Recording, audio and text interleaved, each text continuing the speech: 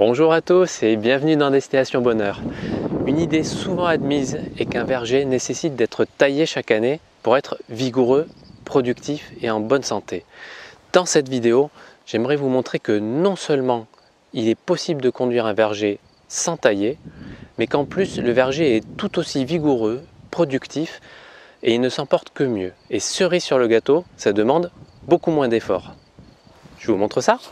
Ici, nous avons un verger varié avec un peu toutes les espèces communes que l'on peut faire pousser dans la région. Des pruniers, des pommiers, des poiriers, des abricotiers, des pêchers, des figuiers, des noyers, des noisetiers, des plaques miniers, des cognaciers, des cerisiers, des vignes, des amandiers, des oliviers, des châtaigniers et plus nombre de baies ainsi qu'un certain nombre d'espèces moins courantes comme des néfliers du Japon, des néfliers d'Europe, arbousiers, argousiers, jujubiers, grenadiers, cornouillers, féjois, nachis, et j'en oublie probablement d'autres. Les arbres ont tous entre 1 et 17 ans pour la plupart, et 3 ou 4 ont un peu plus que ça parce qu'ils étaient déjà en place quand nous sommes arrivés. Tout ça pour vous dire que ce que je vais vous présenter ici n'est pas spécifique à certaines variétés. Ici, aucun de nos arbres n'est taillé et nous n'utilisons aucun produit. Et pourtant, le verger est productif et il est sain. Nous n'avons pas de maladie ou très ponctuellement et sans conséquence, et idem pour les parasites. Ce sont les euthères qui nous font les seuls dégâts et c'est 3 ou 4 branches cassées, ce qui n'est rien par rapport à tout l'ensemble du verger. Alors pourquoi cette croyance générale qu'il faut tailler? Je pense qu'il y a 2 raisons à ça qui viennent de l'agriculture industrielle. Un des besoins de l'agriculture industrielle est de faire une récolte facile qui minimise l'emploi de main-d'œuvre. Les arbres sont donc taillés avec une forme qui facilite les récoltes. La seconde raison, c'est qu'avec une monoculture, il faut des tailles pour obtenir des productions régulières. Mais ça se paye par un affaiblissement des arbres, car ils ont souvent un cycle qui s'étale sur 2 ans. Une année avec une fructification très abondante et une année de repos, avec très peu de fruits. Et si on veut un verger sain, il faut respecter nos arbres en respectant leurs besoins, et notamment leurs besoins d'alternance entre l'abondance et le repos. En respectant ce besoin, il y a d'ailleurs tout autant de fruits. Simplement, ils sont concentrés sur une année sur 2, tout simplement.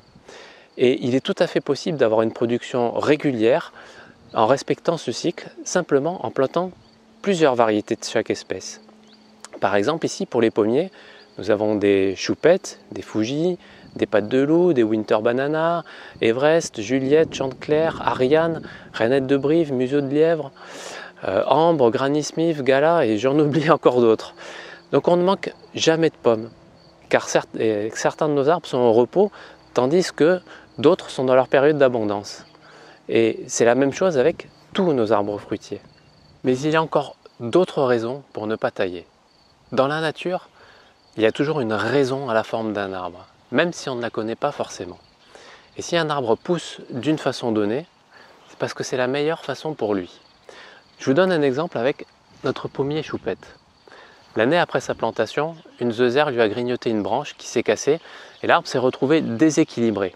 Et avec la quantité de fruits, il s'est retrouvé avec le tronc penché d'un côté. Je ne sais pas si on le voit dessous, mais le tronc est quasiment à 45 degrés. Mais il a réagi et il s'est totalement rééquilibré en recourbant les branches et en s'étoffant du côté de la branche qui avait cassé. Alors, je vous propose d'arrêter de penser que la nature est idiote et que nous savons mieux qu'elle, et au contraire de garder une attitude humble et émerveillée devant ses facultés d'adaptation. Notre seule responsabilité consiste à comprendre et à respecter les besoins des arbres. Le reste, ça se fait tout seul. Éviter de tailler, c'est aussi éviter de blesser inutilement les arbres. Même si comme nous les arbres cicatrisent et que la majorité du temps ça n'a pas de conséquences, une blessure peut tout de même être un endroit par lequel peut rentrer un insecte ou s'installer un champignon. Et puis finalement, ça fait moins de travail. Et moins de travail de taille, c'est autant de temps en plus pour planter des nouveaux arbres et pour récolter de bons fruits. Vous l'avez compris, nous ne faisons pas de taille dans notre verger. Mais il y a quand même quelques exceptions ponctuelles. Par exemple, quand un arbre en étouffe un autre. La plupart des arbres supportent très bien d'être enchevêtrés les uns dans les autres.